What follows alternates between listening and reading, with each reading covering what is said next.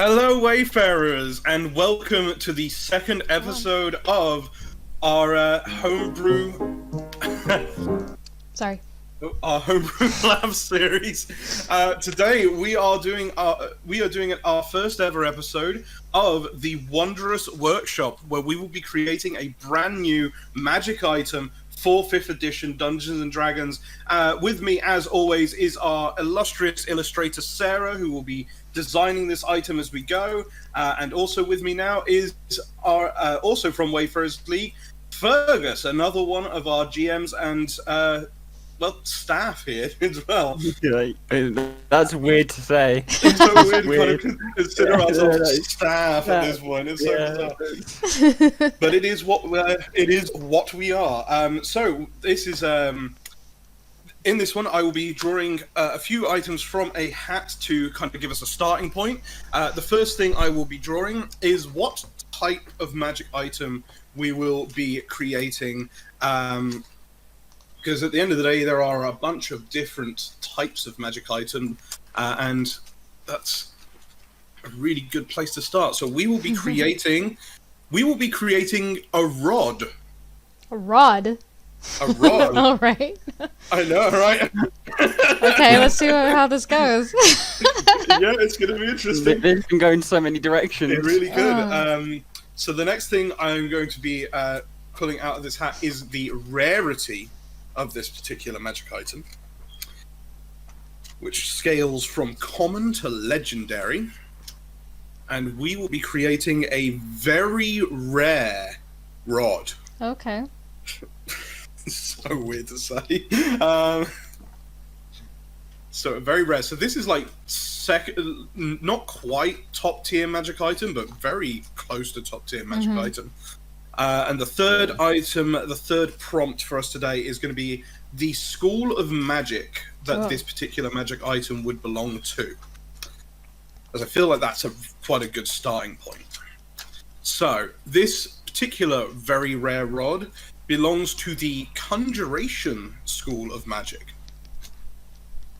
Okay, conjuration. So you want to explain what conjuration is for people that may not know what that means? Yes. So conjuration covers two different things that kind of work in the same way. The idea of conjuration is that you are pulling something from one place to another place.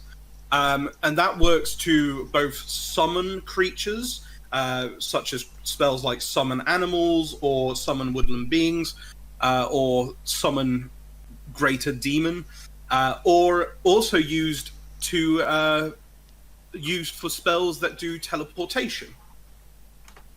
So there's two very kind of different routes that we could potentially go down with this one. As a rod, off the top of my head, I have a thought for like a teleportation style rod. Okay. Which works almost like...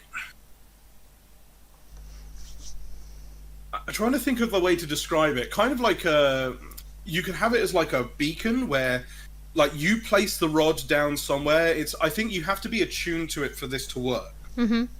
You place the rod down somewhere, and then the person who is attuned to it has a keyword that they can use. And when they say that keyword, they are immediately teleported back to wherever that rod is. Oh, that's a good idea. And I just think like it's so good for like extraction missions. Like maybe you would say that they can bring like one other person with them or something like that. Yeah. But like an extraction mission or a theft or something, and it's just like that's your quick getaway. Yeah. Like, you just bounce straight down. My idea was totally different. My idea was like a rod of kraken summoning. That sounds so dangerous. Yeah, where you just point the rod at something and can summon I love that as well. I feel like the rod of kraken summoning, maybe not even like a rod of kraken summoning, but like it's got a button on it that when you push it, a bunch of kraken tentacles come out the side and you can use it like a whip. Oh, that'd be cool. Oh yeah, no, that'd be cool. That's really cool. Yeah, I mean, I think mechanically, it's going to be really easy because we've basically just done all the mechanical stuff there. Yeah. So it'd be more kind of like a deep dive into lore and stuff like that. Yeah. So we could potentially maybe do both variants of this. We could do the kind of beacon rod of teleportation and Yeah. the rod of the Kraken. Like that. Yeah. Rod of the crack. Yeah. So A beacon. yeah, so the beacon would be quite fun as well because if you had someone who was like good at throwing, you could maybe like javelin it to a really difficult spot and to get to, and then Oh bounce yeah. over to it as well. Mm. That's like That's really handy. there's a few different ways you could potentially go with it. So what would the lore? Because I think the lore will really dictate what it looks like. Yeah, absolutely. Because initially, what I was thinking, if it was this, this deep black rod where you see into it, like you can see space in it, if that makes sense. So it's like, Oh, it's got like a void inside. yeah, and so it's be made of this like crystalline, material that you. Nice. That you'd How- see into it, like a galaxy almost beyond it. Oh yeah. What if the yeah. rod was almost like in two sections? Like there's two sections of this kind of crystalline rod, but in between the two is just connected by empty void that is just visible, just emptiness, but still seems to hold the structure of the rod in place. Do you mean like it's layered so you'd see something beyond inside of it? Is that what you... Sort of like it looks like a just really solid set of nunchucks that are just straightened out completely, but instead of chain, it's got this kind of empty void. Oh yeah, because what I was thinking was that this rod has been was commissioned by some like master thief. That's what I was thinking. And so like the rod, if you don't look too closely at it, just looks like some sort of like regular stick or something, but it's like in the middle of it there's like a gem or something that's just like this black void. I 100% agree. I feel like this is definitely a rod that was created for the purposes of like espionage. Yeah. Like this is definitely a discrete item that either was commissioned by a thieves guild or a spy network as like an easy means of getting them out of a place when things got too heated. Yeah. So you kind of threw me a bit with the nunchuck comment. So it's like, so are you saying so it's almost like three pieces? So it's like three pieces. Like so like that? The top, and I think going with what folks had in mind there, having something that looks like it could just be very naturally occurring, like something that could just blend into a situation, like a branch, or it's just something that looks really mundane like that, but you can pull the two sections apart to activate it. Oh, okay. So much like the original rod where you have a button and it does. This one, you separate the two pieces, and the void in the center becomes the kind of the portal anchor. I like that. Okay. So it would look like one piece almost like that, but when...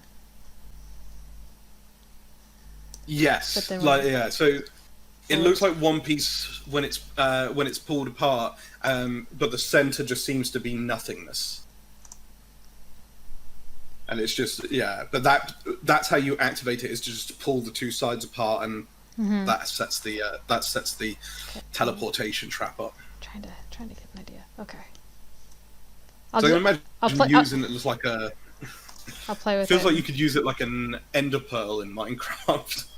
Okay, let's see. Where you can... So if we have it a bit wider, it's gone a bit weird. Okay.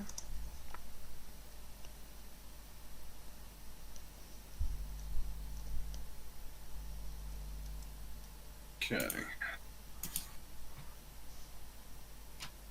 So I'm gonna start writing some of these ideas down because We want to work out Yeah. some wording for these.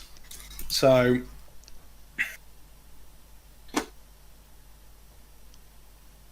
this would be the rod of, because usually rods are like the rod of something or the something rod. Mm-hmm. I feel like maybe it's like the rod of escape or something like that. Yeah. But we can workshop that. But that's Yeah. kind of like what I'm thinking. The rod of time to GTFO. That's that's accurate. Yes, the rod of bailout. Yeah. Or the rod of nope. You just know that someone is going to use that as their keyword to trigger the teleportation. Yes. Oh, yeah. Nope, and they go boom, And just, and bamf out of there. I wanna... yeah, they kind of like fold in on themselves and like vanish. So we want to make it look kind of mundane on the outside. What if it actually just looks like a piece of wood, rather than? Like a Yeah, piece that's of what wood- that's what I was thinking when I mentioned like it should look mundane. It's just like Yeah. this, like just Like a a piece of wood that. Or what about because when you set it up and activate it, the void's going to give away its appearance anyway. Yeah. So what if it's for the purpose of like espionage? Because there's that old story of I can't remember who it was, but they like assassinated someone with a poison dart that was like built into a projectile launcher in an umbrella. Yeah. If it looked like a cane And or I was something. like, what? Like if it's just like a cane. Yeah. If it looks like a mundane cane when it's not active, and then you activate it and it's and then you can like have that just on your person at any given time and no one would suspect a thing. Yeah. Mm. Because it's such a So- powerful weapon, or powerful magic item, I imagine it would have, like, once a day you could probably activate almost like a chameleon chip, like like the TARDIS. But you could change its appearance so that you can make it look a Oh. fancier king or really mundane, like a really boring one. Nice, yeah, because it's a very rare item. So Yeah. Yeah. that definitely, that would be really cool. So you can, So its basic shape would stay the same, but the material that it appears to be Changes. could change. nice. Yeah. So we've got this once a day function where you can make the cane look like something else. Yeah. That's fun.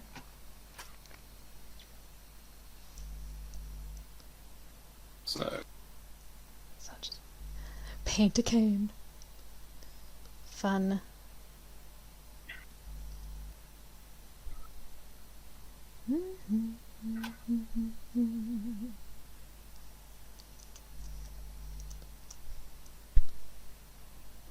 okay, so this seemingly mundane cane holds an intriguing secret.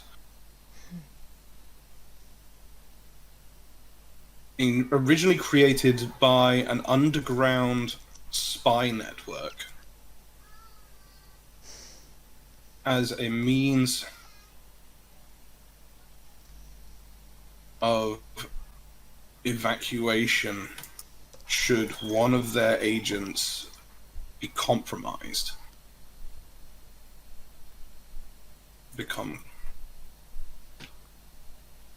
compromised. Man, my bard would love this. Should be all over it. Right. The cane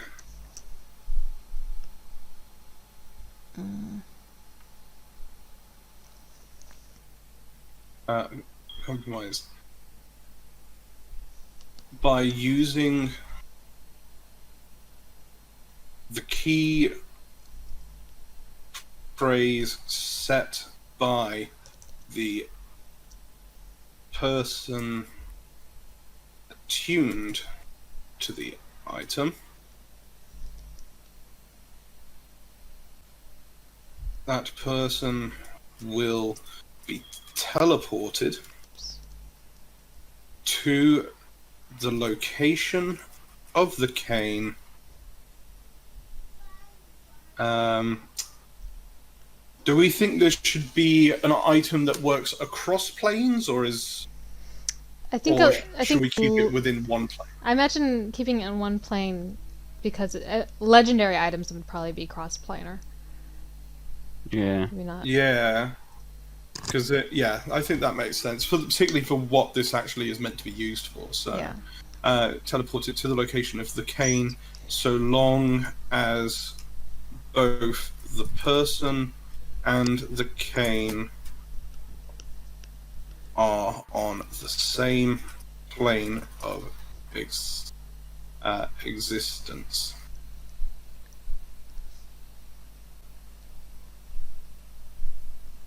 The rod of escape is activated by pulling apart. So glad that I'm not streaming what I'm doing because my spelling is atrocious right now. Thank goodness for spell checkers. The rod of escape is activated by pulling apart the two halves of the cane, which reveals an empty void in the space between. So if I do this... This void acts as the anchor spot for the rod's teleportation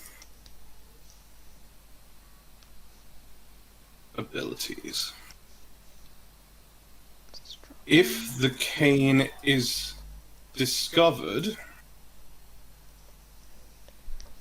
and pushed back together, the anchor is disabled and the attuned party can no longer use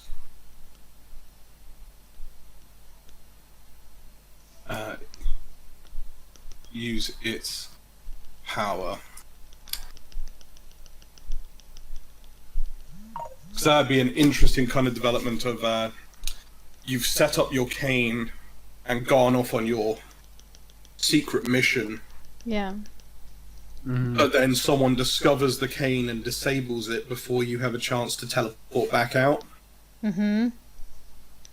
So that could be an interesting plot point for some GMs out there. Yeah. That'd be good.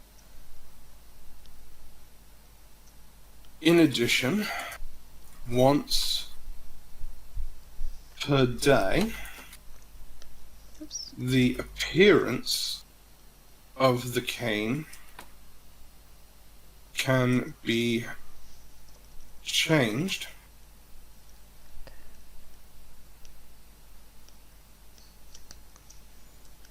to anything that is of the same shape, that is roughly the same shape and size.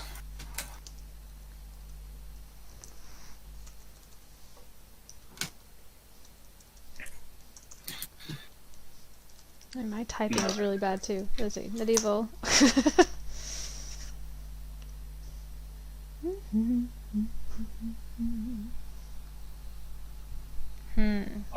I love that. Yeah, that looks absolutely perfect. Well, this is here. Center bit. Let's make it a bit more interesting looking though.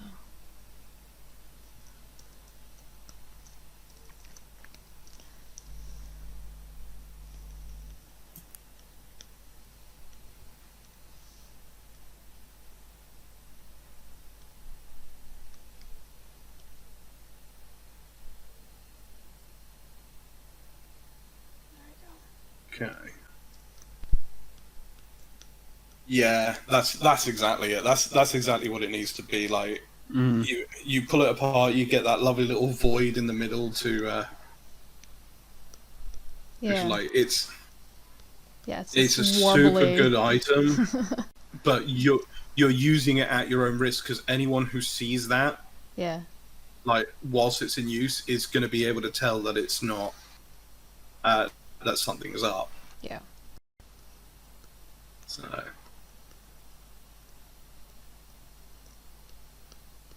Be really nice just also for not necessarily, its intended purpose was for that, cat burglar kind of thing, but you give it to, a good character with, family and whatnot, it's just an easy way to get home.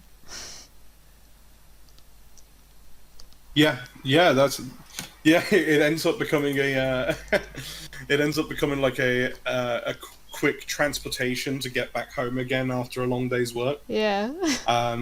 If you're wealthy enough to actually own something of this power. Yeah. A very rare item. But yeah, like just imagine some high-end merchant or something who doesn't want to travel all that way to get back home, and they just say the keyword and they're just there. Yeah. Or maybe they're just really lazy, and even though they live across town, they're just like, I don't want to walk. Yeah. Oh man, trips to the pub. Yeah. Oh, you could get so drunk and never have to worry about driving, or just like... Yeah. You just say your phrase and you're home. Yeah, you just have to be careful not to slur it too much, otherwise you end up like between... The Harry Potter flu network. Yeah. You just end up in the completely wrong place. I love that mentality because I just know that most people, if they had this item and that was how they were using it, they would get super drunk and then they would forget what the code phrase was. Yep. Yeah. Yeah. And they'd be just like walking down the streets shouting out every password they've had for the last 20 years, trying to work out which one they used for the cane. Yeah. Damn it, was it a capital I? Yeah. Was the E a 3 or was... I can't remember. I love it so much. And then it's always the same password that you've been using for like a decade, and with just one small change. It's always the same password. Okay, so the user can also bring one other willing creature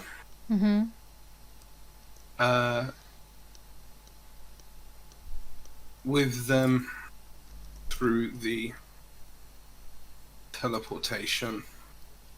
Or an unwilling with a spell save. With a save. Yeah. Yeah, I think that is so. Mm.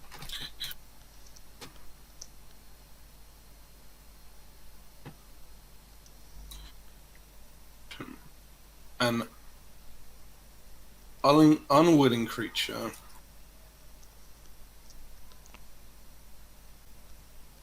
who is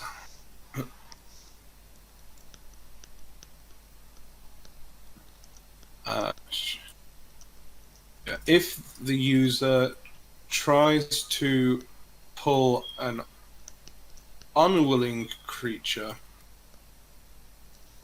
through the teleportation,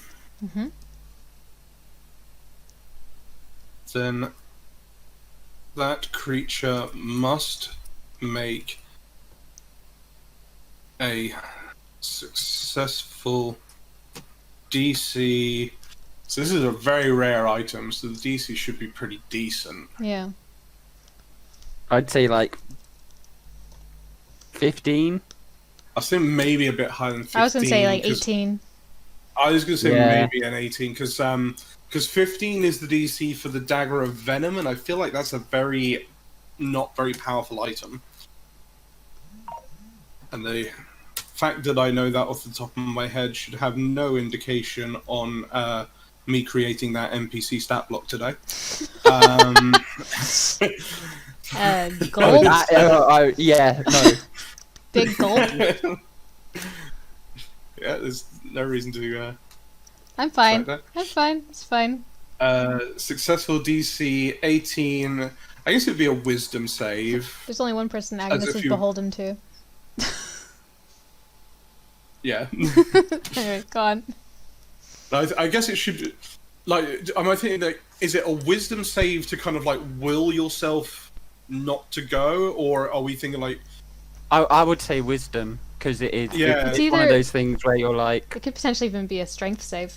That's the other thing I was thinking was maybe a strength save, as in it was like a physical resistance. I think it's just whether or not we think it's a physical resistance or a mental resistance. Well, because it could be both. Because you could be trying to fight your way, like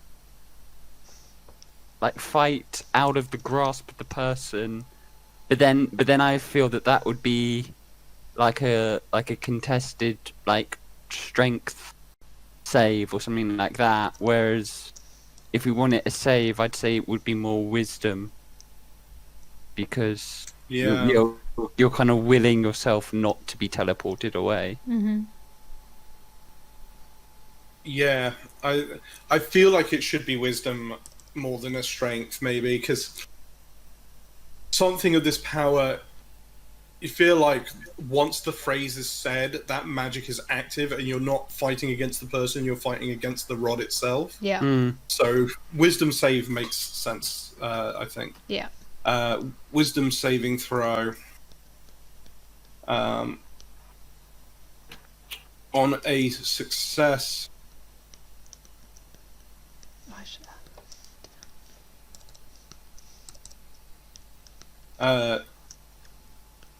On a success, the teleportation. I think on a success, because it's a will against you, kind of willing the magic not to work. The teleportation just straight up fails. So I was just gonna say, I just think the person you're trying to pull doesn't come with you. Yeah, it's kind of that way you still get teleported, but the person you're trying to bring with you doesn't. I was just thinking like it might be more dramatic if it just failed and neither of them went through. And it's just like that person is now stuck. But yeah, it could go either way. Well, it's essentially by not going through, the staff is still activated wherever it is. You just end up not going. So you could do it again as another action to leave yourself. So there would still be an option. So potentially you could even spend another turn trying to take the same person. If it just fails that. Mm. Yeah, my only fear with that is that it can become a bit spammy. Yeah, that's what that's the only reason. Like if either the amount of times you can travel to it is limited per day. Like if it has charges. My thinking was more that if you succeed on the saving throw, the teleportation fails, neither of you go through. Yeah. However, the person who was resisting is then immune to the effects of the teleportation for like the next 24 hours. Oh, right. That makes sense. So the person who is attuned, who is trying to pull them through, they can still bug out if they need to. Yeah. But they've lost their chance to pull the person with them. That makes sense. Yeah. I'm still of the mind that you still go through as you're the one attuned to it, but you don't bring the person with you. Just because I just think that makes more sense in my head. Yeah, I get exactly what you mean. Again, I'm kind of thinking of it from more of a mechanical element of a storytelling variety, because if you do that and you are bugged out of the room, but the person you're trying to pull with you isn't, particularly if it's like the whole party are in that room or something like that, or Yeah. Yeah. That's the you end know, of the all story. of a sudden that party member is gone and they're no longer in that encounter. Yeah. So it's, I don't know, it's one of those ones you kind of want to be just kind of a bit careful about how it works on that kind of level of mechanics a bit. Yeah. So let's have a think about it, because obviously this, I mean, if it's being used to just get an ally out, then they're willing and it works. It's only if you're trying to pull someone who is not willing that it becomes a bit of an issue. So I think there are definitely circumstances where someone might try to use this to pull someone out whilst the fight is going on. Yeah.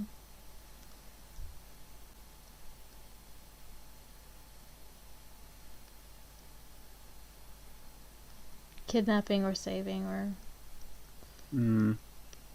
What if the target's unconscious? They automatically fail. If they're unconscious, I think they automatically fail. Yeah.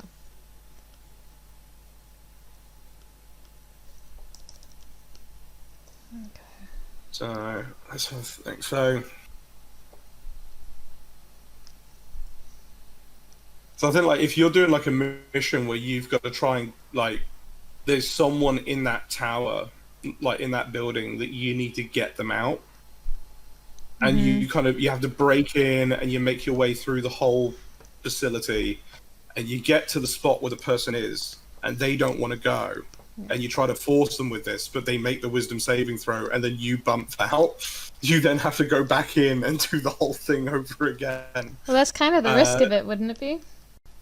Yeah. Yeah, that's what I was thinking. It's that if you are using this as like a kidnapping method, then the risk is that the person you're trying to kidnap, like, will make the save and not be able to, and then you have to rethink your strategy. Yeah.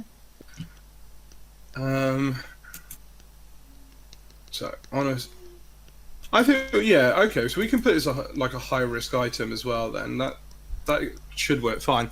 Because Oops. like with the rarity of it, it's got quite a good variety of things, like uses, which is really good. Yeah. Okay.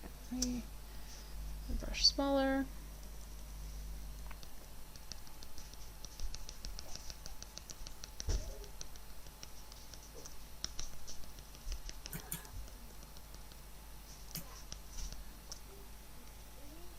I feel like maybe, like, at the kind of tip, the point that goes at the bottom of the cane. Yeah. If that was just like was like super sharp, Okay. so that given the option, you could potentially use it as like a javelin, Yeah. and then you could throw it like a javelin, and then bounce yourself to it wherever it lands. That'd be cool. Could make for an interesting, like, solution to a sort of platform style puzzle. And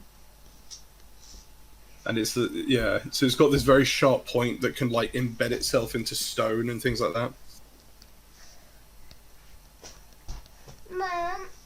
Excuse my 4-year-old. He's decided to get out of bed. Whoa, look at that. Thank you. Should be in bed, Augie. Yeah, he's fine. He's Yeah. apparently gonna fall asleep next to me. Maybe. Fair enough. Okay. Yeah. Okay. So it's on a successful save. Only the user is teleported back to the rod. This one is Alright, I'm gonna mute myself. On But okay. On a failed save, both the user and the creature are teleported. An unconscious creature automatically makes the save. No, automatically the save. fails the save. That's the one. I'm tired. Automatically fails the save. Okay.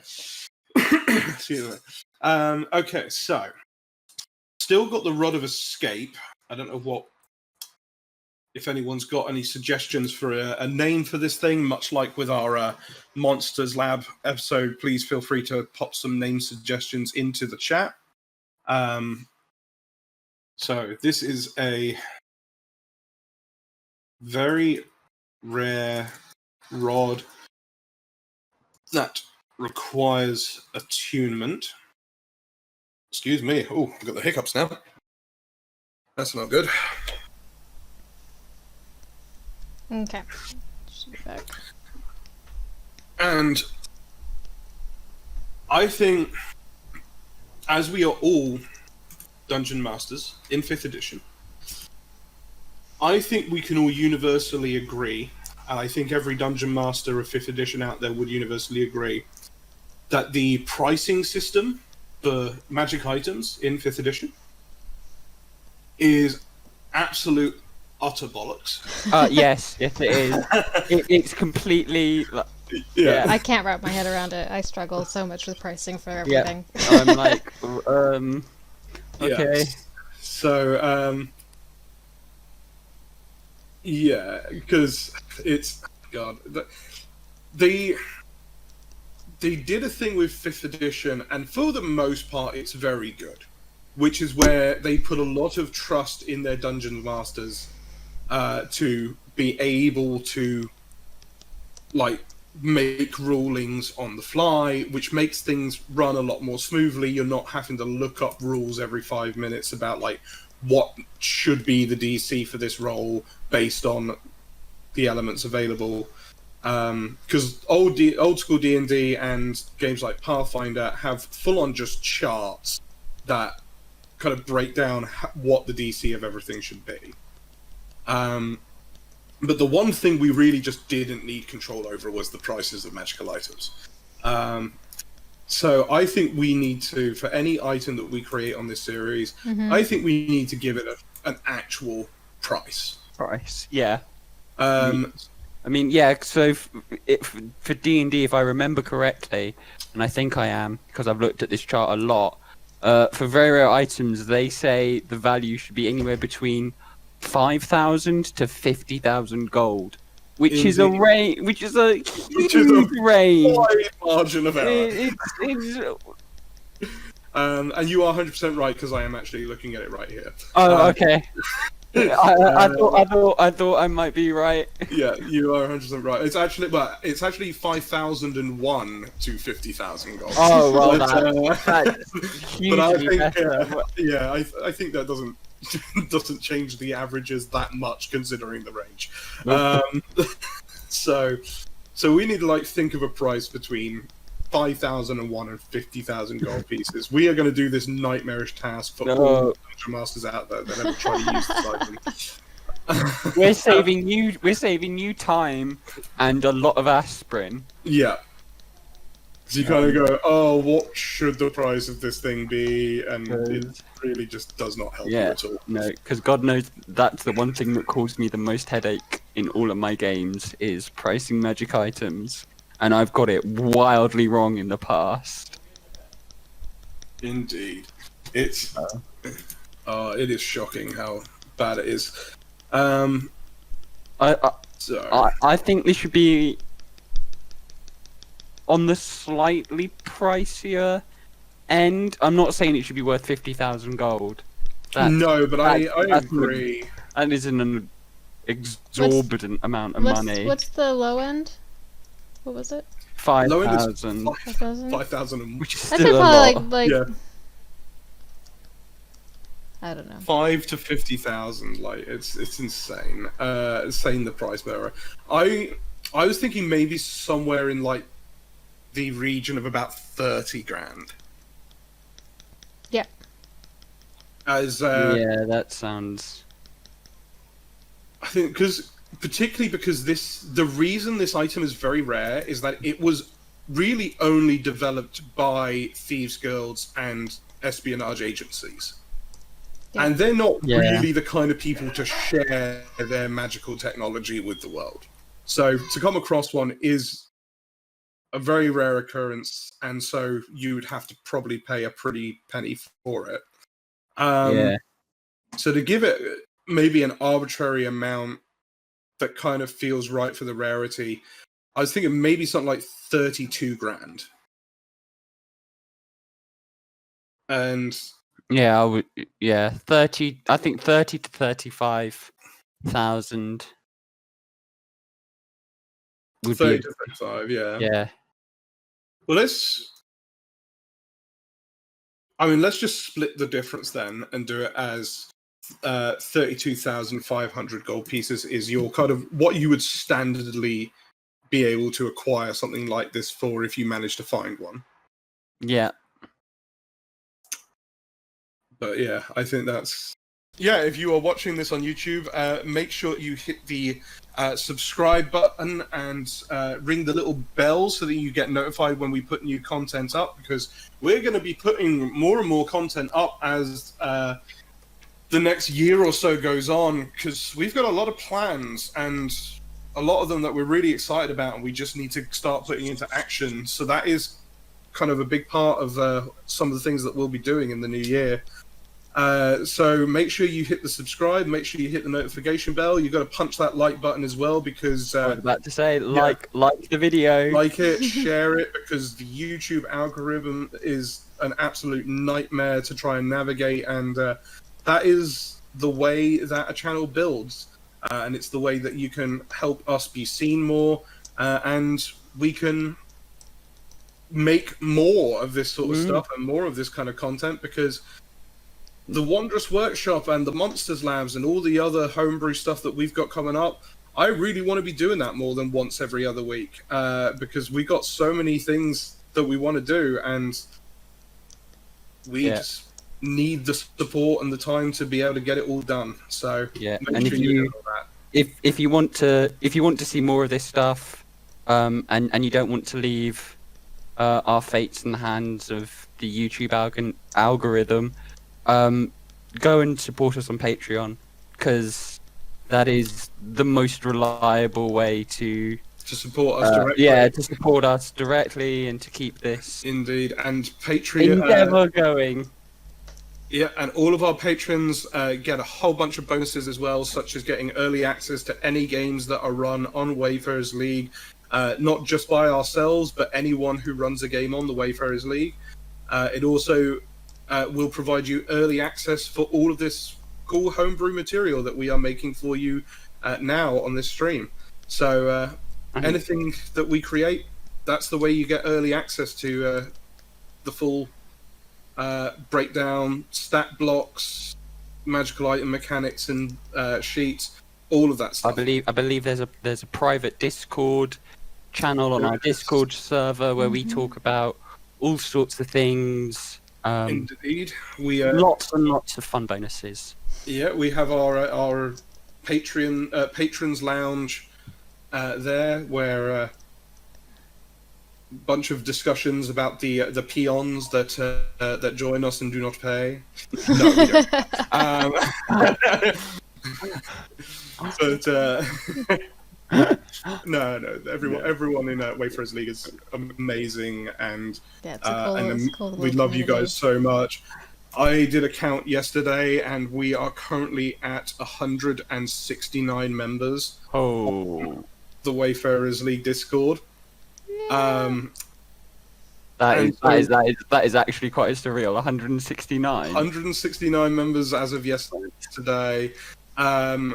So, if you are watching this on YouTube and you are wondering what the heck we're going on about, head over to wayfarersleague.com, which is our website, where you will see all the postings for games that we have coming up that you can join in with, and also the link to our Discord. Discord will also put the link in the description of this video, along with the link to our website and Patreon and social media, and all that kind of standard spoiler plate that we have to do to build this channel. Go on to those things, join us on the Discord. Let's build this community even bigger, and just join in the fun that we have every day on that Discord, because so much good stuff is going on even now, Yeah. and more is to come in the future. Much more, and we are really excited to share it all with you guys. Yeah, I think we've got at my last count we have like 7 ongoing campaigns running. We've got More in the a new load year. of one shot. Yeah. I'm already talking to a couple GMs about running more campaigns, opening more seats. And we've got more campaigns coming. Yeah. But yeah, seven standing campaigns and 5 one-shots for this month. 8 standing campaigns. 8. Oh yes, the Horde, which seems to be grayed out for some reason. I'm not sure why. Yeah. Grayed out, Because but on Discord. Yeah, it's weird. Yeah, it just seems like. Well, if you grayed haven't, out if for you some if you haven't muted. oh, then you might have had it muted. Didn't Oh, I might have done. Yeah. which is fine. Maybe I did have it muted. Unmute. Yep, there we go. Yeah, that fixed that. not that I'm actually in that campaign, so. There's not a lot of chatter happening. No, I anyway, know. but it's alright. Yeah, no, that campaign happens very irregularly. Basically, enough. when I finished writing it. Fair enough. Oh, that's another one of yours, Feargus. Yeah. It's our old the Strahd. OG Strahd. Yeah. Another person who is running multiple campaigns at one given time. I would Oh, be I if love I had this time. effect, Sarah, so much. Yeah, it's really good. Thank you. I'm just Um, kind of making it up. But it seems No, to be it's so good, working. because I'm running 3 campaigns now, Yeah. and I'm already planning the next one, which will be the political one, hopefully. But I hopefully will not be starting that one anytime soon, because three's enough for the time being. Yeah. Yeah, no, three is a lot to keep track of. Yeah. So I'll It's- zoom yeah. back out. Let me see. I love that. It's that kind of little ripple that it's got to it. Like That's not the end. I imagine, like, when this thing is active, it's really difficult to look at it. Oops. Get on the right layer. That's the void. Label the things. That's the main one. For those of you who use these digital art programs, label your layers. Yes, so that very important. But you don't find yourself in that situation. Yeah. So Oh, that's so good. I feel like that should be bigger, but at the same time, if it's extended too much, it's going to become very long. I don't know how you feel about it. I think it looks. I think it looks pretty cool. I feel like maybe you could go big with the actual kind of ripples coming off of it, but to kind of really accentuate that gap a bit. But otherwise, I think it's like I don't think it needs to be separated anymore. Actually, what would be cool? Let's see. If I take, let's see, if I do this kind of thing where it almost darkens the whole area, so it's almost sucking light. Yeah, it basically ends up acting like a black hole almost. Like Yeah. it just warps the light around it. Which is why I think, like, if you see this, it's unmistakable because it does just warp. Yeah. Like it seems to almost warp reality around itself, but it's just bending that light. Let me a smaller. Let's get a different brush. I like these brushes because they have kind of a texture to them. Yeah, the brush packs that you can get on these programs are kind of really awesome. Yeah, with Krita, these are the ones that came with it, which are they're really nice. Yeah, because I occasionally use Photoshop when I'm at work, Yeah. and usually I'm using it for stuff that I'm doing for Wayfarers. and just trying to like make things look. Sorry. Just hear Ted in the background. Yeah. Yeah, using it for like making cool effects and stuff to for either images for campaigns or promotional material for campaigns. Yeah. Like the New Year's Eve game that I am going to be running, which I think still has a seat available. The New Year's Eve game, I was like, looked for an image of a penthouse apartment with a balcony, and then put it into Photoshop, made it look like it was nighttime, and then tried to make some like kind of lighting with firework effects, and then just wrote in the kind of bloodiest painted font I could find, writing the title on one of the windows, and then using a brush to make a kind of dripping effect underneath it to just make it look like it was there. Someone painted the words in blood on the window. The New Year's Eve Grim game has no more seats left. Oh yeah, So you can RSVP to the wish list. Yes. you can indeed.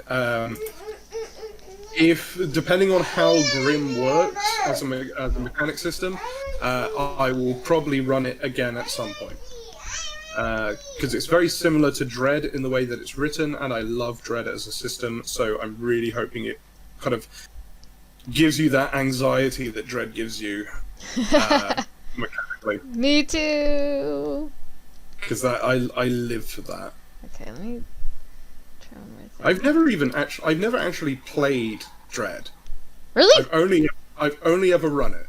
I've never played that system. That's funny. Yeah, there's a few systems that I've like never played in but have run, and I, to this day, don't know how I managed to do that. Like Fate Core, never played Fate Core, but I've run Fate Core. Shadowrun 5th Edition, I ran that for quite a while, but never played Shadowrun 5th Edition. I played a different edition of Shadowrun at some point, but not 5th Edition. Yeah. I want to break up the edge. Let's see, what time is it? There's too many RPG systems I want to play. There's Too many. There's so many really good ones out there. Oh, that's One of the things that we've done for the GM's Academy was I just gave them a list of systems that kind of do a really good cover-all bases kind of thing. So nice. people who, yeah, so like if you're looking for, if you've got an idea for a game and you don't know what system to run, like looking at systems like Blades in the Dark, Powered by the Apocalypse, Savage Worlds, those games cover so many genres Yeah. that you're almost guaranteed to find a system that will work within those systems, because they like edit them for each genre usually. So there's some really good stuff in there. I'm gonna be running a honey heist in January. Finally. Oh, nice. Yeah. We'll see how many people. Because I put it up on the website, but there really wasn't a lot of takers. So I ended up postponing it because I think I had like 1 or maybe 2 people sign up. So hopefully in the new year. I was like, I'm gonna wait and see how many people join that game, and because I didn't want to take a seat from somebody who, honestly, who'd never played before, and I was like, I'm just gonna wait, and then I saw you postponed it, and I was like, I was gonna join that game. Damn it! just join the games, because if you want to pass on the seat, there will be a waiting list if need be. Yeah. So I mean, you can always join it and then pass. I probably won't join Honey Heist just because I've seen the Honey Heist when they did it on Critical Role, and it's the one game that I was just kind of like, this is fun, but it's kind of a bit too silly for me. It's very silly. I know. I've tried running it. I tried running it once. We got about halfway through before we had to stop.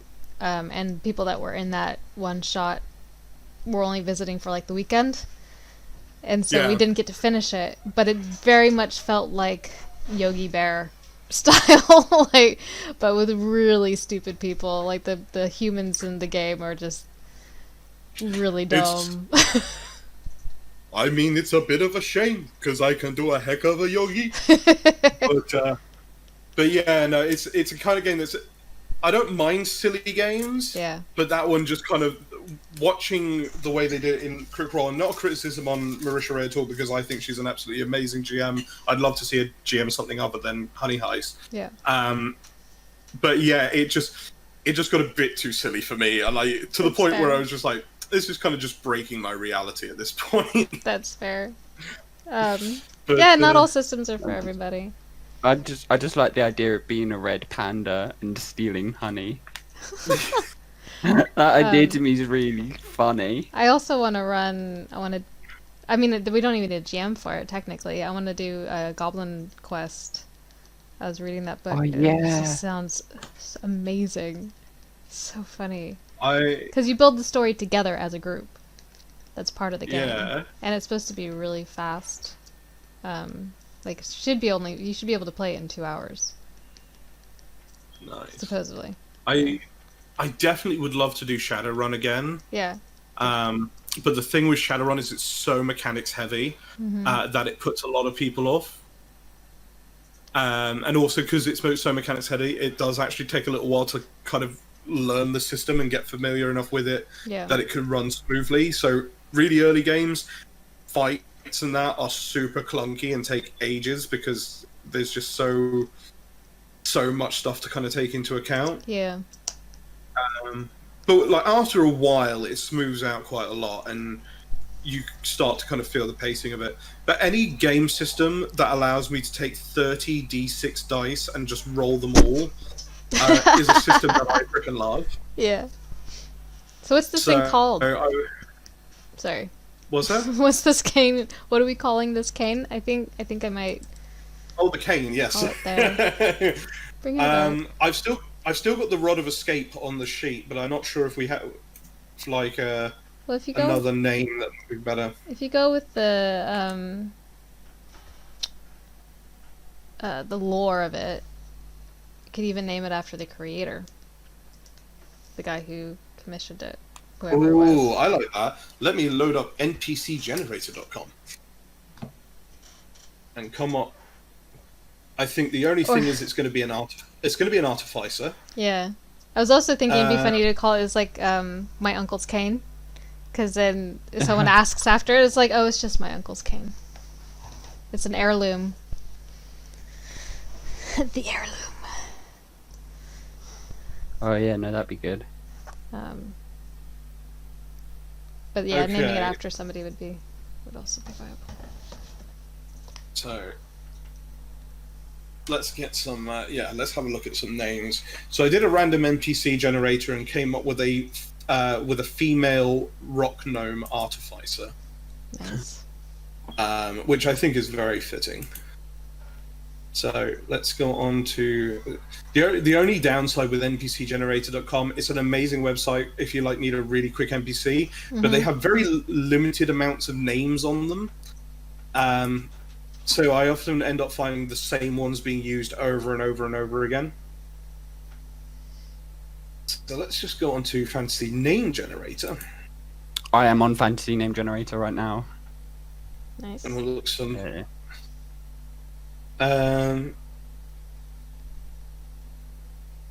Some female gnomish names. Ooh, Edis Slate Watcher. Edis Slate Watcher. Yeah, so the Slate Watcher Rod of Escape.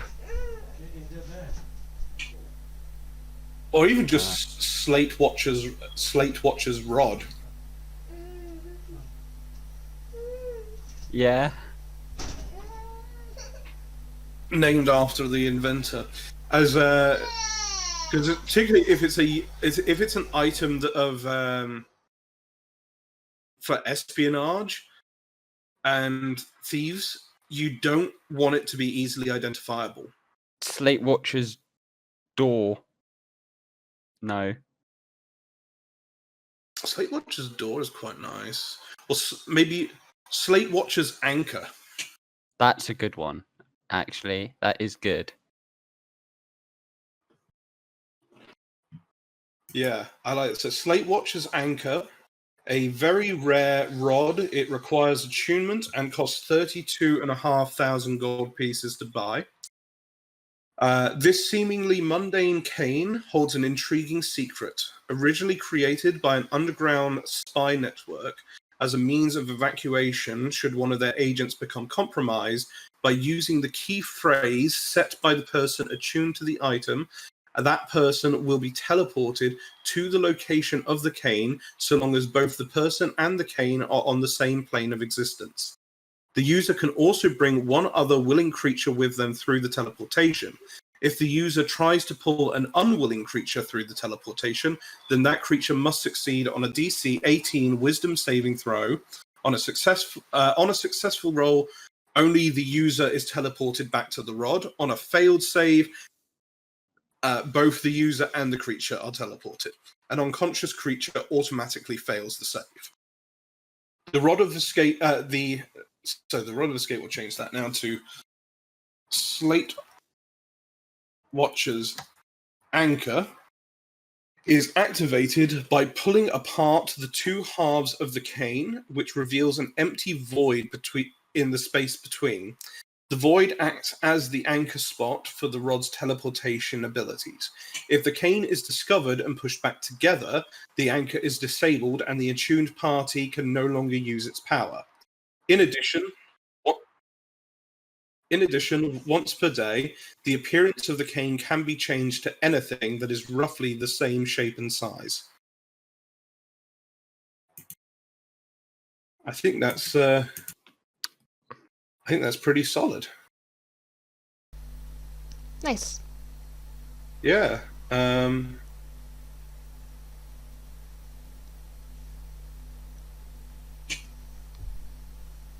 So you mentioned a character, so I started drawing one. That's fair enough.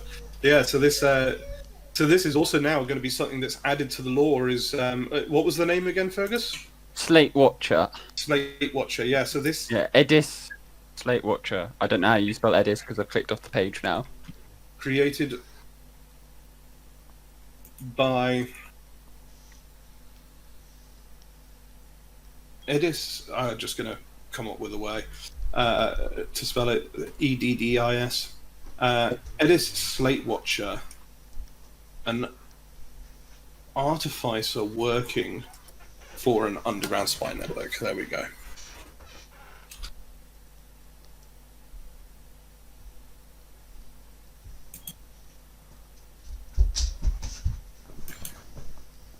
So then, so now added into the lore of the Homebrew world for the Wayfarers League is Edis Slate Watcher, a particularly noteworthy artificer. Neat. And like everything we do in these Homebrew series, the thing I just love is kind of tying it to the Homebrew world. Mm-hmm. So for anyone who's watching this, if you haven't already checked out our Monsters Lab episode where we created the Bilium, the acidic bile slinging toad, in the lore of that particular creature, we know that one of the cities in our world suffered a really horrific plague, which turned out to be brought on by this particular creature, and it took pretty much just the local university doing a thought experiment to work out what was going on. And that has been written into the lore for that monster now. So everything just ties in. It's wonderful. Yeah, it's fun. So I'm thinking, I guess the next one of these streams that we are due to do is going to be on, I guess, the 5th? I think so. Yeah, so it should be the 5th. And we have a few different options that we can go with for that. Um,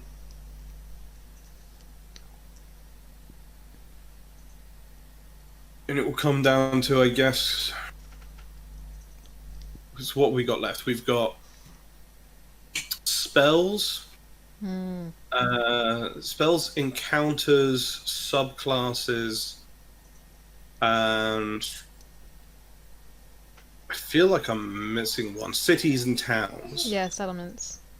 Settlements, yeah. I think that's all of them. So we'll need to decide on one of those to run next. And we will add more to this, more to the lore of our world. Yeah. Except for encounters, I don't see how that adds to the lore. Well, it depends on what's involved with the encounter. That's very true. That's very and true. where the encounter takes place. That's very true. Yeah. There's a really poor little doodle. But there's the cane. I might tweak it a bit more, but that's Amazing. Still kind of just seeing you on the face at the moment because Okay. there's a delay. Yeah, it'll pull out in just a second. I'll leave it there. Yeah. There we go. I'll probably That's the cane. I'll redraw the gnome. I absolutely love that. It looks so good. Thank you. It does. It looks very nice. Yeah. I'll get you to send me the image again, Sarah, with the white background so that Yeah. I can put it into Homebrewery and get a page written up for it. Yeah, for sure. Because all of that will come together eventually and make up our first Wayfarers League official book. Yes. Oh Expansion book for my 5e. god. Yeah, we are going to have a Wayfarers League book at some point, which is going to Yep. contain all of the monsters and magic items and spells and subclasses that we create on this series. And we'll have the setting as well. Probably. Well, yeah, we wanted to have a setting book at some point with lore and Yes, absolutely. I campaign feel it should be two modules. separate. Ah! Sorry. I think it should be two separate books, but yeah, I think we definitely need to do like a proper book of the world, Yes. No, that'll Yeah. happen eventually. which would be really good. Mom. But for those of you watching who have stuck around to the end of this episode when it's released on YouTube, because I don't think anyone's actually watching right now. Nope. But for those of you who are watching, thank you for sticking with us this whole way Yeah. through. Once again, make sure you like and subscribe, and we will catch you guys next time with whatever episode we end up doing next on this series. I kind of feel like we should maybe do towns and settlements next time, but we will have a discussion. We will work that out. Otherwise, stay safe, and even though when you guys will be watching this, it will no longer be the case, everyone have a good Christmas, Hanukkah, Kwanzaa, or whatever wonderful celebration you have at this time of year. Make sure you enjoy yourself and that you're being safe. Yep. See you in the Yep. new year, guys. Yeah, see you all in the new year. See you all in the new year.